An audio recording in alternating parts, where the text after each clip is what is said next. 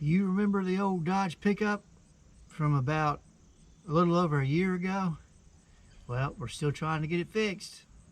Alright, I'm by no means a mechanic, but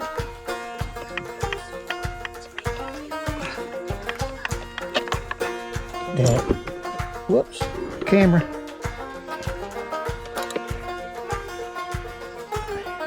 Just get that snug.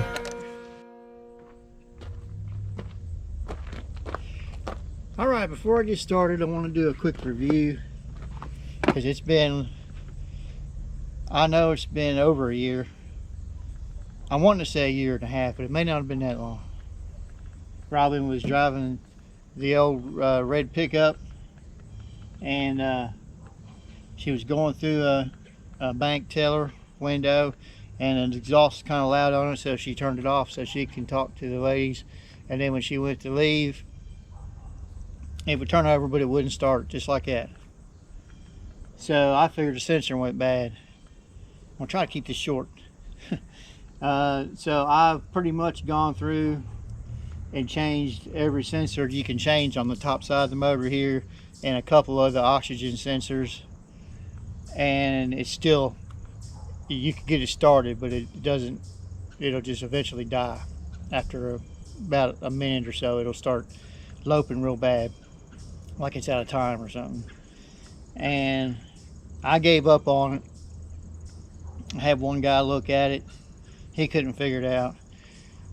I found out I have another mechanic that lives down the road from me, and he said after he reviewed it, and he did a couple things that I didn't do, he said that he couldn't figure it out. He said he thought it was something electrical, but he said he wasn't set up for electrical yet on his new shop. I don't know what that means, because I traced some of the electrical out with just an electric meter. I don't know if you can get actual machines to do that now. I don't really know.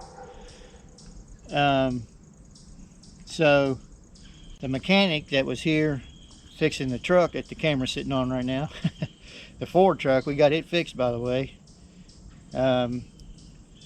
My wife was talking to that guy, and he said that he thinks he could work on it.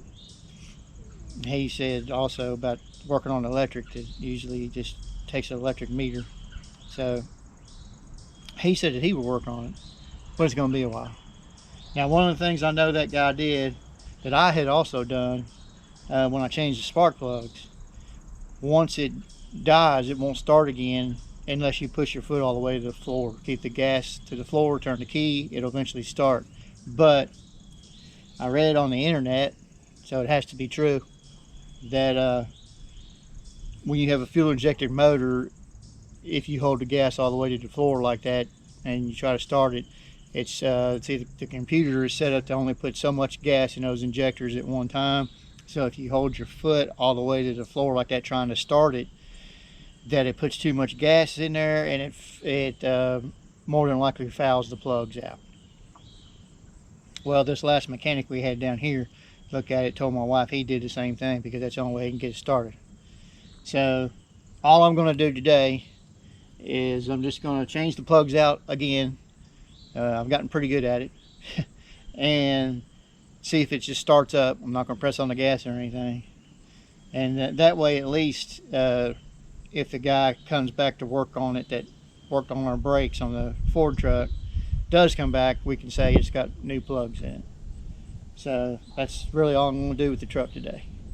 So if you want a review, I forgot to look before I turned the camera on, but I did one or two videos on this, and I think it was, I believe, back in May or June of last year, I believe is when I did it. But it's, and you can scroll through there and see, when you see the video of the truck, and you'll notice the one. So that's how long it's been. But since we've actually been able to drive, I love this truck. My wife likes this truck. We like it because where we're getting a little older, we don't have to climb up in it like this Ford. You have to step on the running board and get up in there, and especially getting a little bit harder on my wife to do that. It's four-wheel drive, touch four-wheel drive. Um, it's just a good old truck. Now, I mean, we're not going to drive it on vacation or anything. It's not made for that. It's just for around town, kind of like what this Ford truck is, because it's an old truck. But at least if we can get it running, we would probably sell this Ford truck. But right now, we got to keep both of them, and we'll just see what happens. Okay, here's what the brand new plug looks like. I just took the first one out, and these plugs had just been put in also. And I don't know if you can tell, but look how black that is. And that just been put in. So something's going on.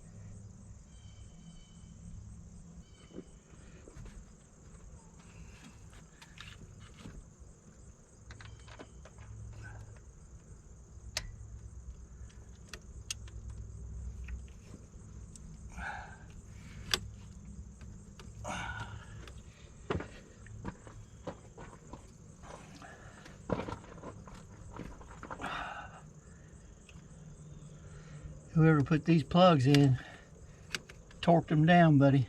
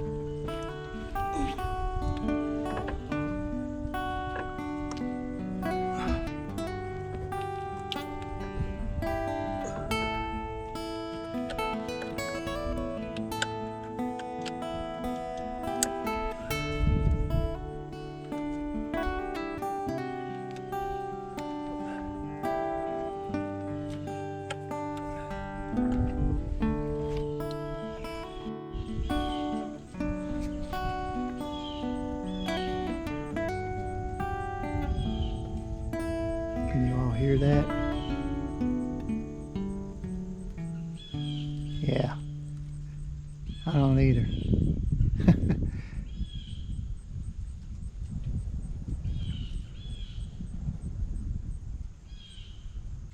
All right, I'm by no means a mechanic, but there's a few things I've learned over the years being 58 from mechanics, one of them being my dad.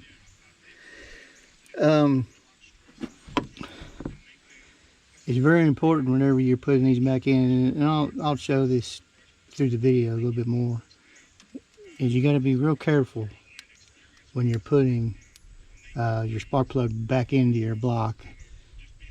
You want to make sure you're not cross-threading them. If you cross-thread them, that could be detrimental to your motor block, and your spark plug will get sigged up, so you'll have a lot of trouble. Now, with these fuel injector motors, well, I know with this Dodge pickup, with this pickup here, you have your coil pack, which is right here, that once your spark plug is in the motor, the coil pack goes over top of the spark plug like that, and then you have a connector, wire connector that snaps onto it. Not like the old time spark plug wires used to be, but the biggest thing that I discovered, been a long time since I changed spark plugs, was the magnetic socket. So you got to drop that thing down inside that. It's got to go down about that far, before you hit the spark plug. So I went, before I even got started, from the last video, I bought a magnetic socket. Now I lost that socket. So I went and bought another one last weekend, but I got 1/2 inch drive, but I'm making it work. I got a 1/2 inch drive ratchet, but it's not ideal for these tight spots. So let me see here, I might be able to show you here. This is not a good one. This is the very back one, which is the hardest to get to. I'll show you on another one here in a minute, and you got to make sure, just take your time, get it dropped down in there. I lifted up and down a couple times. See, it was cross-threaded, so I took it back and started over. You should be able to turn that spark plug all the way in with no problem, and then you'll take a couple turns with your ratchet. So if you start turning it in there and it immediately acts like it's getting tightened, that's cross-threaded. So you need to back out and do it again. And you notice I'm doing this by hand. That's just the way I was taught, because it helps you get a better feel for it.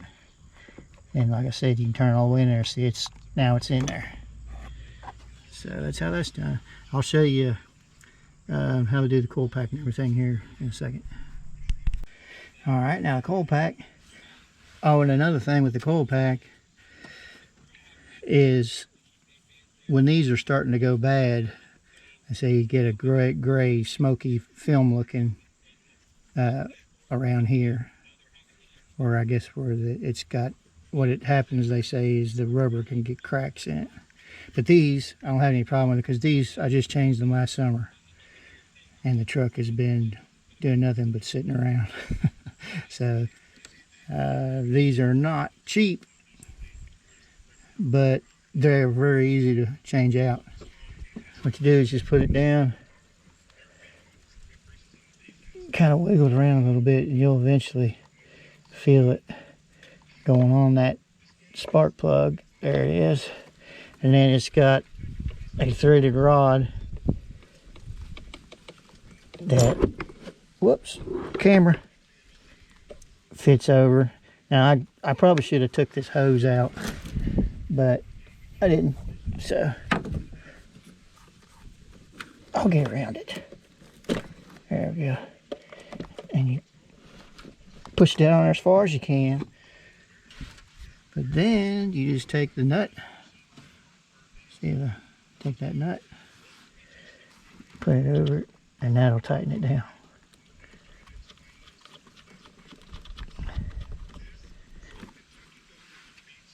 And that is, they're usually millimeter. This is 10 millimeter. It's good if you have a, you don't need a huge socket set, but it's good if you have SAE and millimeter. Because a lot of vehicles anymore, even the ones that are made in America, have metric nuts and bolts and such.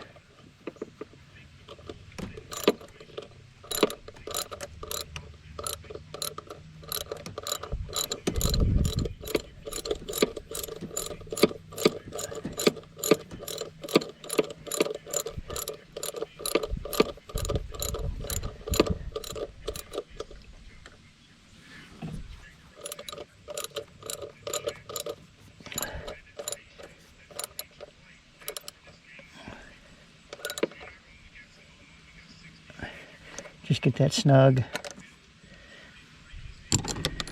And you take your connector and plug it back in, which is going to be difficult again because of this hose. Here it snap. It's done. Now I got 3 more to do.